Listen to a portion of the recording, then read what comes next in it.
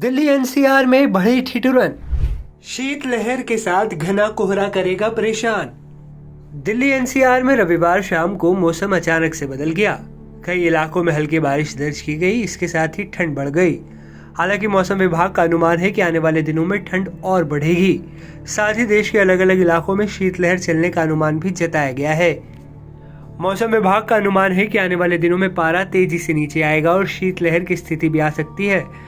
साथ ही कहा कि शीतलहर सबसे पहले राजस्थान में आएगी, उसके बाद पंजाब और हरियाणा में। जैसे ही से वेस्टर्न डिस्टर्बेंस आगे निकलेगा 9 के बाद, तो फिर नॉर्थ वेस्टर्ली विंड आएंगी।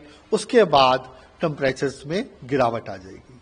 तो उसके बाद हमारा अनुमान है कि जब टेम्परेचर गिरेंगे, कहीं ना कहीं नॉर्थ वेस्ट इंडिया में कोल्ड वेव कंडीशंस भी आ सकती है। जैसे हम कोल्ड वेव कंडीशंस कब कहते हैं, जब जो हमारे मिनिमम टेम्परेचर्स हैं 10 डिग्री हों और उनका जो डिपार्चर नॉर्मल से है, जैसे हम लंबे समय का जो आज का टेम्परेचर देखें 30, 40 या 50 साल का, उससे जो डिपार्चर है 4.5 डिग्री सेल्सियस से कम हो, डिपार्चर में नेगेटिव में हो। आईएमडी ने बताया कि पश्चिमी राजस्थान में 9 दिसंबर से 14 दिसंबर तक शीतलहर की स्थिति देखने को मिल सकती है, जबकि पंजाब, हरियाणा और पश्चिमी उत्तर प्रदेश में 11 दिसंबर से शीतलहर चल सकती है।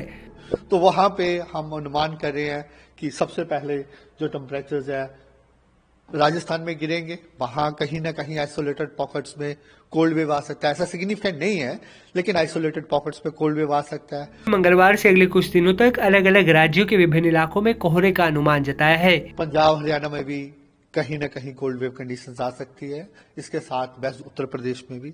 इसके अलावा जैसे वेस्टर्न डिस्टर्बेंस जाता है तो कहीं ना कहीं डेंस फॉग आइसोलेटेड पॉकेट्स में भी इन राज्यों में रहने का चांसेस है। आईएमडी का अनुमान है कि पंजाब और हरियाणा के अलग अलग इलाकों में 10 दिसंबर तक, उप हिमालयी पश्चिम बंगाल और सिक्किम, असम, मेघालय, नागालैंड, मणिपुर, मिजोरम और त्रिपुरा में 11 दिसंबर तक, बिहार में 9 से 11 दिसंबर तक, हिमाचल प्रदेश में 10 से 12 दिसंबर तक और उत्तर प्रदेश में 10 से 13 दिसंबर तक घना कोहरा देखने को मिल सकता है। दिल्ली एनसीआर में बारिश के बाद ठंड लोगों को परेशान करने के लिए तैयार है। हालांकि अच्छी बात यह है कि बारिश के कारण प्रदूषण का स्तर कुछ कम हुआ है और लोग पहले के मुकाबले थोड़ा ज्यादा खुलकर सांस ले पा रहे हैं।